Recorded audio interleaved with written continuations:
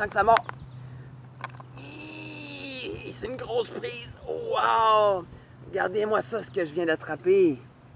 La terreur des mers, le requin.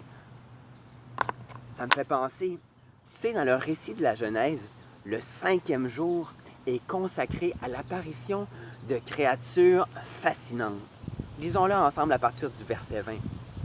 Dieu dit que l'eau pullule d'animaux vivants et que des oiseaux volent dans le ciel au-dessus de la terre. Dieu créa les grands poissons et tous les animaux vivants capables de se déplacer. L'eau en pullula selon leur espèce. Il créa aussi tous les oiseaux selon leur espèce. Dieu vit que c'était bon et il les bénit en disant « Reproduisez-vous, devenez nombreux et remplissez les mers et que les oiseaux se multiplient sur la terre. » Il y eut un soir et il y eut un matin, ce fut le 5e jour. Dans les mers, Dieu a créé une multitude d'êtres vivants qui compétitionnent les uns avec les autres. Quelle merveille! Et en ce qui concerne les oiseaux, chaque espèce d'oiseau s'est spécialisée. Dieu leur a donné la capacité de se spécialiser en fonction de la nourriture qu'ils allaient manger. Par exemple, celui-ci, que tu connais sans doute, a un bec idéal pour creuser dans la terre et aller dénicher des bons vers de terre juteux. Celui-ci, un de mes préférés, a un bec parfait pour savourer des bons fruits. Celui-ci, peut-être que tu le vois se nourrir dans nos mangeoires, il a un bec idéal pour briser des graines. Et celui-ci est assez spécial. En as-tu déjà entendu un peut-être, à défaut de le voir? Il fait un bruit assez particulier. Le pic, lui, a un bec pour creuser l'écorce des arbres et aller dénicher des petits insectes qui sont cachés dans les arbres morts. Toi aussi, tu es créatif comme ton Père dans le ciel.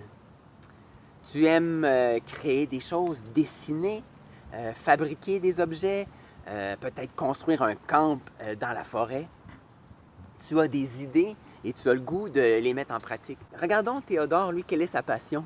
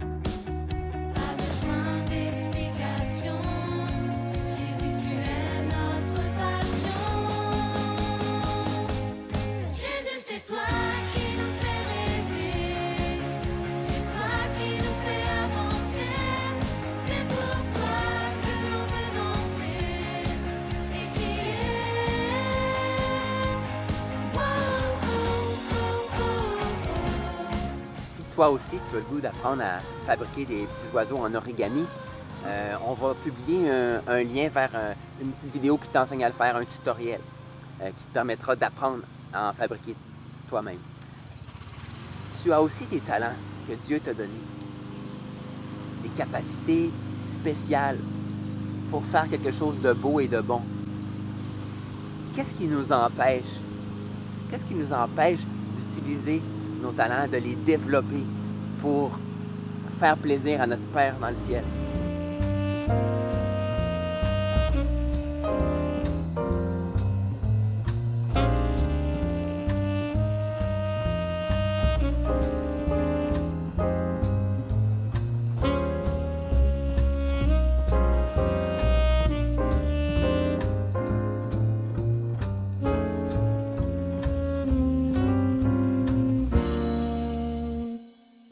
parfois, alors que notre Père dans le ciel est un créateur incroyable, nous, on se contente d'être des consommateurs un peu paresseux.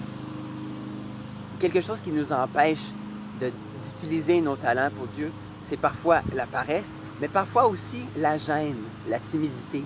Et je veux t'encourager avec ce verset dans la Bible, 2 Timothée, chapitre 1, verset 7, qui nous dit « En effet, ce n'est pas un esprit de timidité que Dieu nous a donné, mais un esprit de force, d'amour et de sagesse. » Je t'encourage à consacrer au Seigneur les talents, les forces qu'il t'a données pour faire des choses magnifiques.